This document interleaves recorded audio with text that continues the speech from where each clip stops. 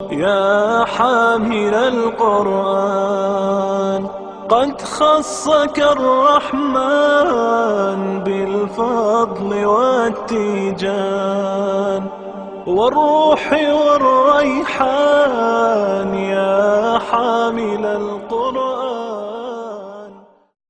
الحمد للہ رب العالمین والصلاة والسلام علی رسولہ الکریم، اما بعد فاعوذ باللہ من الشیطان الرجیم، بسم اللہ الرحمن الرحیم۔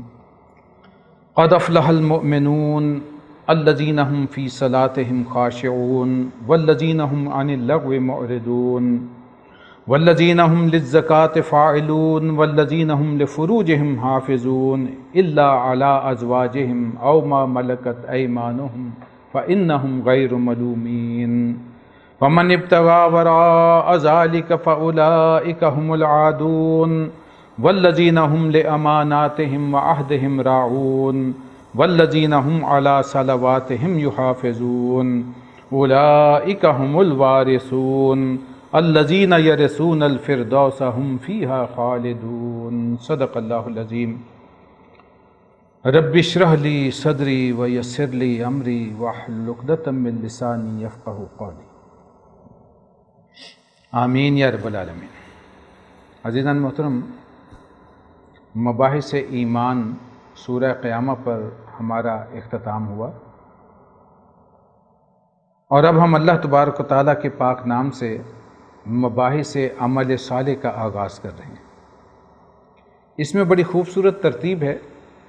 سب سے پہلے ایک فرد کے لیے کیا احکامات اور کیا اللہ تبارک و تعالیٰ نے نظام عطا فرمایا ہے، اس کی تعمیر سیرت کے لیے، تعمیر کردار کے لیے۔ پھر ہمارے ہاں ایک سورہ فرقان کا آخری رکوع آئے گا، جس میں ایک تعمیر شدہ شخصیت، ایک مرد مومن، اس کی شخصیت کے خد و خال کیسے ہوتے ہیں، وہ عمل کے اعتبار سے کیسا نظر آتا ہے، وہ ایک جھلک وہاں دکھائی گئی۔ فرد سے اوپر بڑھ کے خاندان کا ادارہ ہے، افراد اکٹھے ہوتے ہیں، خامند اور بیوی، اور پھر ایک خاندان وجود میں آتا ہے۔ تو ایک خاندان کے لیے کیا ہدایات ہیں، وہ کیسے عمل صالح اپنی زندگی میں اختیار کرے، اس کے لیے ہمارے اس منتخب نصاب میں سورہ تحریم شامل کی گئی ہے مکمل۔ یہ 28ویں سپارے کی آخری سورہ مبارکہ ہے۔ اس کے بعد خاندانوں پر مشتمل معاشرہ وجود میں آتا ہے۔ معاشرے کے لیے، مسلم معاشرے کے لیے کیا ہدایات ہیں، وہ کون سی سوشل ویلیوز ہیں یا سماجی اقدار ہیں جو اسلام اپنے معاشرے میں رائج رکھنا چاہتا ہے، اور وہ کون سی سماجی برائیاں ہیں یا سوشل ایولز ہیں جنہیں اسلام اپنے معاشرے سے ختم کرنا چاہتا ہے، ایریڈیکیٹ کرنا چاہتا ہے۔ اس کے لیے ہم پڑھیں گے انشاءاللہ سورہ بنی اسرائیل کا رکوع نمبر 3 اور 4۔ اس کے بعد انسانیت کی آج جو معراج گنی جاتی ہے، اسٹیٹ، اجتماعیت کی معراج ہے یہ۔ ایک اسٹیٹ میں اسلام کا سیاسی نظام کیا ہوگا، وہ ہمارے اس درس میں انشاءاللہ سورہ حجرات کی شکل میں ہم اس کا مطالعہ کریں گے، اور یہ کل کے کل مباحث عمل صالح ہیں جس کا انشاءاللہ ہم اس نشست میں مطالعہ کرنے کی کوشش کریں گے۔ تو سب سے پہلے ایک فرد، اس کی تعمیر سیرت کا کیا پروگرام ہے، یا یوں کہہ لیجئے کہ قرآن مجید کا انسان مطلوب، یا اقبال نے جسے کہا مرد مومن، وہ بڑا مشہور شعر ہے، کہتے ہیں فرشتے کہ دل آویز ہے مومن، حوروں کو شکایت ہے کہ کم آمیز ہے مومن۔ یہ ایک مومن کی شخصیت میں دل آویزی کیسے پیدا ہوتی ہے، یہ قرآن مجید کا یہ مقام اس اعتبار سے بہت اہم۔ آج کی نشست میں چاہوں گا چند تمہیدی باتیں، کیونکہ آج مختصر نشست ہے۔ قرآن مجید میں جو اہم ترین مضامین ہیں، یہ ایک اصول ہے، پہلے بھی میں بیان کر چکا ہوں کہ کم از کم 2 مرتبہ آپ کو ضرور نظر آئیں۔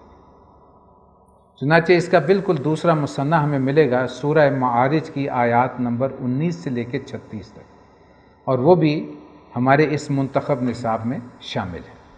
ان دونوں مقامات کا ہم پہلے ترجمہ کر لیں گے، اس سے آپ کے سامنے وہ آؤٹ لائن آ جائے گی کہ قرآن مجید جو تعمیر سیرت کا پروگرام دیتا ہے اس کی کیا شکل ہے، اس کا نصاب جو ہے وہ سامنے آ جائے گا۔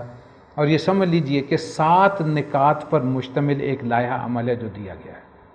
ان 7 میں اول و آخر تو نماز ہے، اول بھی نماز آخر بھی نماز، گویا ایک بریکٹ قائم کر دی گئی، اور یہ 1 اور 7ویں ہدایت ہے، درمیان میں 5 نکات اور ہیں، اور وہ نکات مشتمل ہیں وقت کی قدر کرنا، دوسرا تزکیہ نفس، چوتھا سیکس ڈسپلن، جنسی معاملات میں اسلام نے جو ہدایات دی ہیں کہ اسے کیسے انسان نے ایک دائرے کے اندر استعمال کرنا ہے، اور 5ویں ہدایت ہے امانت اور ایفائے عہد۔ یہ 5 چیزیں، اگرچہ امانت اور ایفائے عہد کو ہم علیحدہ علیحدہ بھی گن سکتے ہیں، لیکن ایک کیونکہ آیت میں آئی ہیں اس لیے میں اسے ایک نقطے کے طور پہ بیان کر رہا ہوں، اور ان کا بڑا گہرا ربط ہے، انشاءاللہ اسے بعد میں ہم تفصیل سے دیکھ لیں گے۔ تو یہ ہے 7 نکاتی لائحہ عمل، جس کے لیے سورہ مومنون کی ابتدائی 11 آیات میں ارشاد ہوا قد افلح المؤمنون، بے شک کام نکال لے گئے وہ اہل ایمان، الذین هم فی صلاتہم خاشعون، جو نمازوں میں عجز و انکساری اختیار کرتے ہیں، خشیت کا لفظ آ رہا ہے، والذین هم عن اللغو معرضون، جو بیہودہ باتوں سے اعراض کرتے ہیں، منہ موڑتے ہیں، اپنا وقت لا یعنی کاموں میں صرف نہیں کرنے دیتے، ضائع نہیں ہونے دیتے، والذین هم للزکاۃ فاعلون، جو فعل زکوٰۃ پر عمل کرتے ہیں۔ میں اس کی ترجمانی کر رہا ہوں، اس کی تشریح انشاءاللہ بعد میں آ جائے گی کہ یہاں زکوٰۃ سے کیا مراد ہے، یہ کیونکہ مکی قرآن ہے، ابھی وہ زکوٰۃ جو ہمارے سامنے آج ہے وہ ابھی فرض نہیں ہوئی، ابھی اس کا کسی کے ذہن میں تصور نہیں ہے جب یہ آیات نازل ہو رہی ہیں، تو یہاں زکوٰۃ سے کیا مراد ہے اس کی تفصیل انشاءاللہ۔ اگلی بات آئی والذین هم لفروجہم حافظون الا علی ازواجہم او ما ملکت ایمانہم فانہم غیر ملومین، وہ جو کہ اپنی شرمگاہوں کی حفاظت کرتے ہیں مگر اپنی بیویوں یا کنیزوں سے جو ان کی ملک ہوتی ہیں، وہ ان کے لیے کوئی ملامت نہیں۔ فمن ابتغى وراء ذلك فاولئک هم العادون، تو جو ان کے سوا اوروں کے طالب ہوں، جو حد سے تجاوز کرنا چاہتے ہوں، وہ گویا کہ حد سے نکل جانے والے ہیں۔ پھر ہدایت ہے والذین هم لاماناتہم وعہدہم راعون، وہ لوگ جو کہ اپنی امانتوں اور اپنے معاہدوں کی، عہد کی پاسداری کرنے والے ہیں۔ والذین هم علی صلواتہم یحافظون، بریکٹ بند کر دی گئی کہ وہ لوگ جو اپنی نمازوں کی حفاظت کرنے والے ہیں۔ پہلے جملے میں خشیت تھی نماز میں، اور اختتام پر نماز میں نمازوں کی حفاظت۔ یہ ہے 7 نکاتی لائحہ عمل، اس پہ عمل کرو گے تو نتیجہ بیان کیا گیا اولئک هم الوارثون، یہ ہیں جو کہ وراثت یا میراث حاصل کرنے والے۔ کون سی میراث؟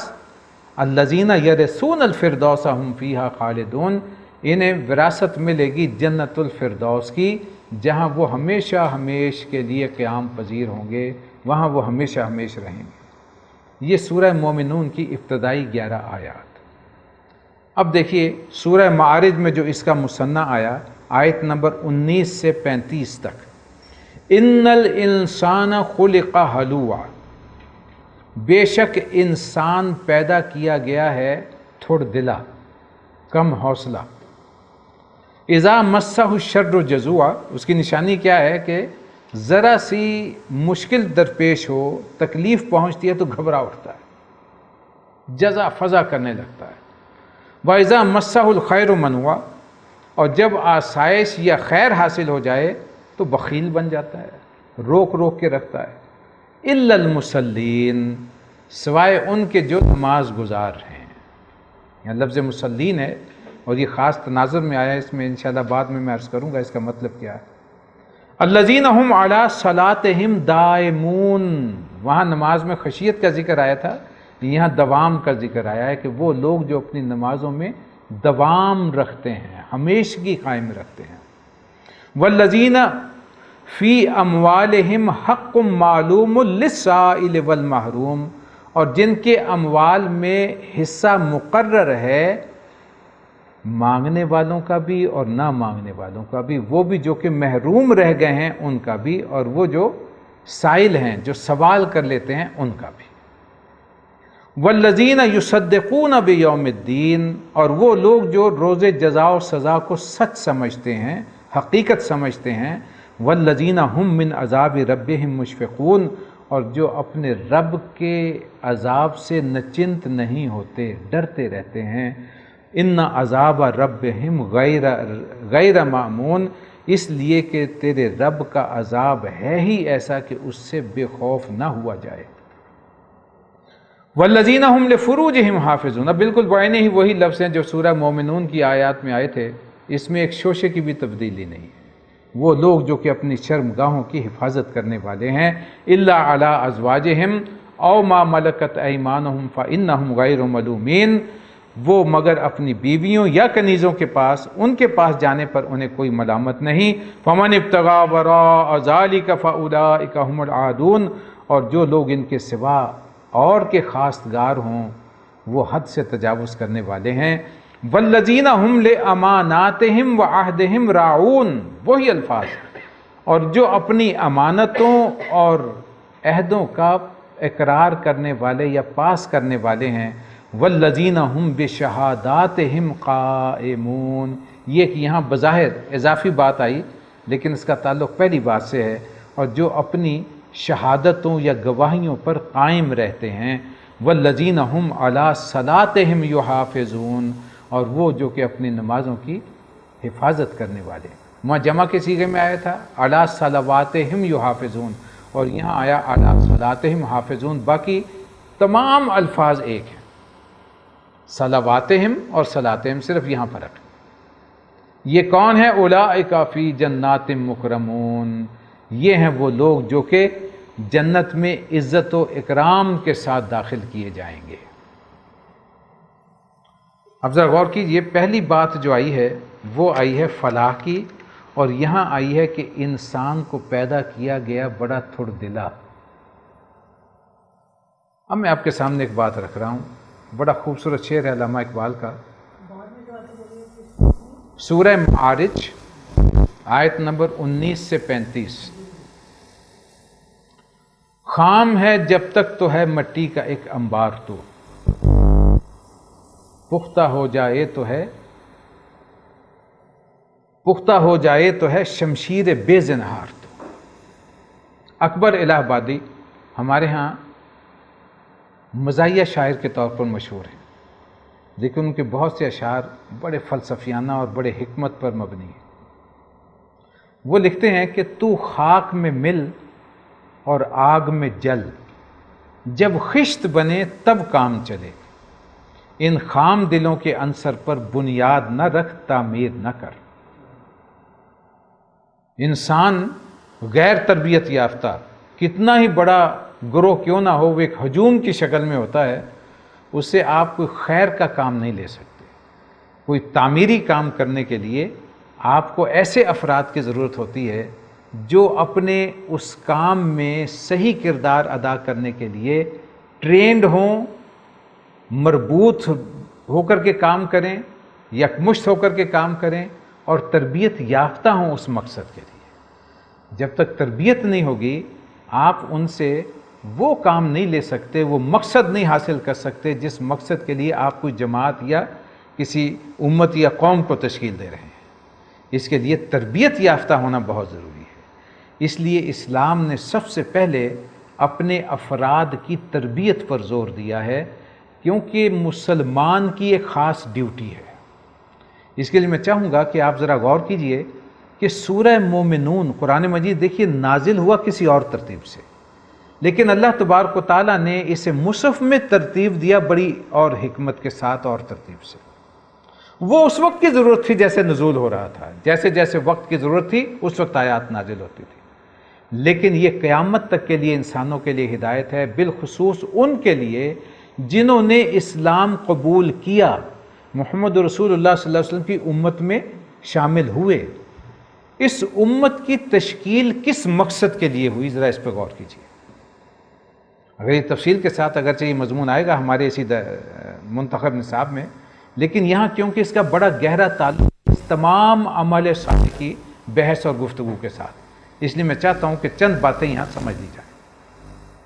جب تحویل قبلہ ہوئی ہے تو تحویل کے حکم سے چند آیات پہلے دوسرے سپارے کے آغاز میں اللہ تبارک و تعالیٰ نے اس مقصد کو بیان کیا۔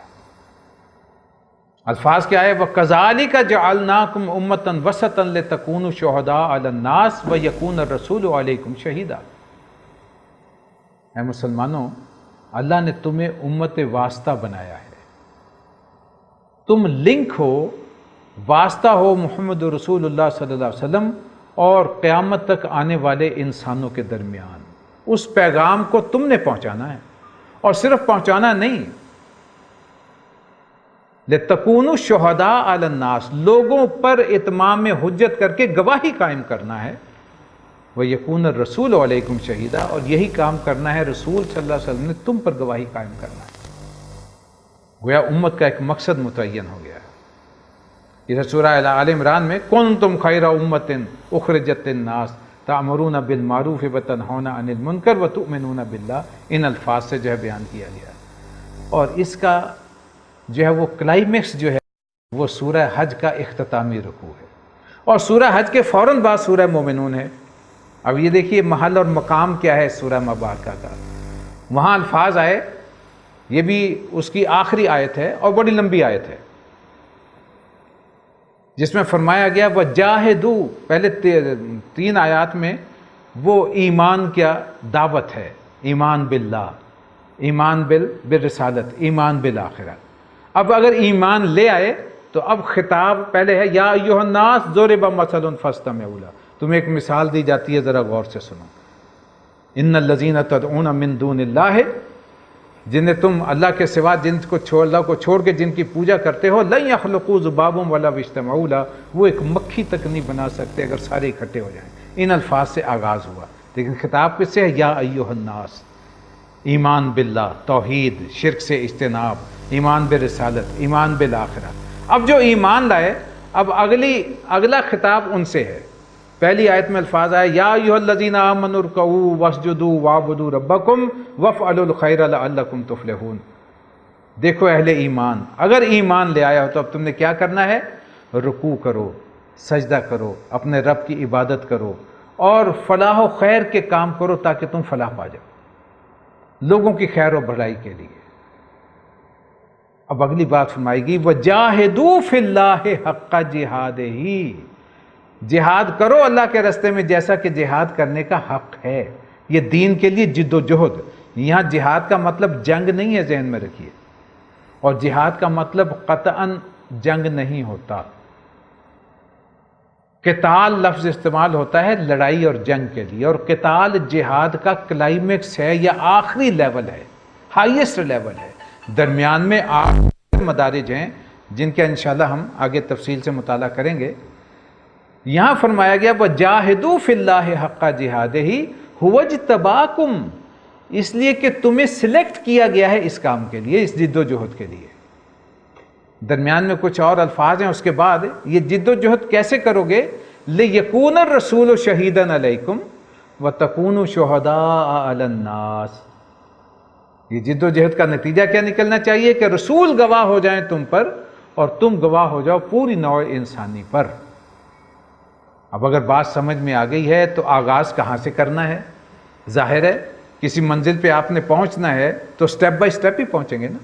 کبھی ایسا نہیں ہوا کہ پہلا سٹیپ دوسرا تیسرا چوتھا نہ کریں اور آپ 20ویں سٹیپ پہ پوری اوپر دو کی منزل پہ پہنچ جائیں، ایسا کبھی نہیں ہوتا۔ ایسا کوئی کوشش بھی کرے گا تو چوٹ لگنے کے سوا کوئی نتیجہ نہیں نکلے گا۔ لہٰذا پہلا قدم کیا ہوگا، پہلا سٹیپ کیا ہوگا، آغاز کہاں سے ہوگا؟ فَأَقِیمُوا الصَّلَاةَ وَآتُوا الزَّکَاةَ وَاعْتَصِمُوا بِاللَّهِ هُوَ مَوْلَاکُمْ فنعم المولا ونعم النصیر. یہاں بات ختم کی گئی. آغاز کہاں سے کرو؟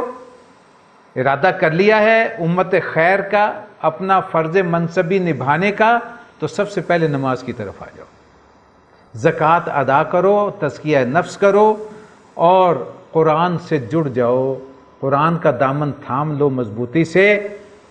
اللہ تمہارا مولا ہے اور اس سے بہتر مددگار اور کوئی تمہارا ساتھی نہیں ہے. اللہ تمہارے کام میں برکت بھی دے گا اور تمہیں حوصلہ بھی دے گا، تمہیں ثابت قدم بھی رکھے گا اور تم اپنے اس مقصد میں کامیاب رہو. اب اس کے فوراً بعد کہ اس جد و جہد کو حقہ جہاد ہی کی منزل تک پہنچانے کے لیے ایک تربیت یافتہ جماعت چاہیے. اس کے افراد جو ہوں گے ان کے سیرت و کردار کی بلڈنگ کا نصاب کیا ہوگا. یہاں سے اب اگلا سبق شروع ہو رہا ہے. سورہ مومنون کا آغاز ہوا. وہاں کیا تھا؟ لعلکم تفلحون، تاکہ تم فلاح پا جاؤ. اور یہاں آغاز ہوا قد افلح المؤمنون الذین هم فی صلاتهم خاشعون. کون فلاح پائیں گے؟ فلاح پا گئے وہ اہل ایمان جنہوں نے اس نصاب پر عمل کیا. اب وہ نصاب آ رہا ہے. اب اس میں اول و آخر جو ہے نماز ہے. دوسرے مقام کو دیکھیے، وہاں انسان کی اس کمزوری کو پہلے بیان کیا گیا. ان الانسان خلق ہلوعا، بے شک ہم نے انسان کو پیدا کیا بڑا تھڑ دلا. اذا مسہ الشر جزوعا، ذرا سی کوئی ٹھیس تکلیف دکھ پہنچتا ہے چلا اٹھتا ہے، مارا گیا لٹ گیا. یہ کمزوری ہے انسان کی. وَإِذَا مَسَّهُ الْخَيْرُ مَنُوعًا، اور اگر کوئی خیر حاصل ہو جائے تو پھر روک کے رکھتا ہے، منع کرتا ہے، یعنی بخل اختیار کرتا ہے. إِلَّا الْمُصَلِّينَ، یہاں مسلین کا لفظ کس کی جگہ پر آ رہا ہے؟ الَّذِينَ قَدْ أَفْلَحَ الْمُؤْمِنُونَ. مومنون کے نعم البدل پر آ رہا ہے کہ سوائے ان کے جو کہ مسلین ہیں، جو نماز گزار ہیں، جو نماز کی پابندی کرنے والے ہیں، جو نماز میں خشوع رکھنے والے ہیں، جو نمازوں کی حفاظت کرنے والے ہیں. یہ اول و آخر نماز ہے. لیکن یہاں انسان کی اس سرشت کے کچھ پہلو بیان کی جا رہے ہیں. دیکھیے، انسان دو چیزوں کا مرکب ہے. قرآن مجید جو ہمیں بتاتا ہے انسان کی خلقت کے متعلق، اللہ تبارک و تعالیٰ نے الفاظ استعمال فرمائے فَإِذَا سَوَّيْتُهُ وَنَفَخْتُ فِيهِ مِن رُوحِي فَقَعُوا لَهُ سَاجِدِينَ. قصہ آدم و ابلیس آپ کے علم میں 7 مرتبہ قرآن مجید میں ریپیٹ کیا گیا ہے. کوئی امپارٹنس ہے تو اتنا اللہ تبارک و تعالیٰ نے ریپیٹیشن کی ہے، اور ہر جگہ پر ایک نیا مضمون بھی سامنے رکھا ہے. ایک ہدایت کا موتی علیحدہ آپ کو ہر مقام پر ملے گا. 2 جگہ قرآن مجید میں الفاظ آئے، سورہ ہجر اور سورہ صاد میں. اللہ نے جب فرشتوں کو حکم دیا کہ سجدہ کرو تو کن الفاظ میں دیا؟ فَإِذَا سَوَّيْتُهُ، پس جب میں اسے بنا لوں، اسے سنوار لوں، اس کی فنشنگ کر لوں آدم کی. وَنَفَخْتُ فِيهِ مِن رُوحِي، اور پھر اپنی روح میں سے اس میں پھونک دوں. فَقَعُوا لَهُ سَاجِدِينَ، تو تم سب اس کے سامنے سجدہ ریز ہو جانا. سعدی رحمۃ اللہ نے لکھا کہ آدمی زیادہ ترفع معجون است. انسان جو ہے، آدم جو ہے، وہ ایک معجون مرکب ہے. معجون کہتے ہیں مکسچر کو. از فرشتہ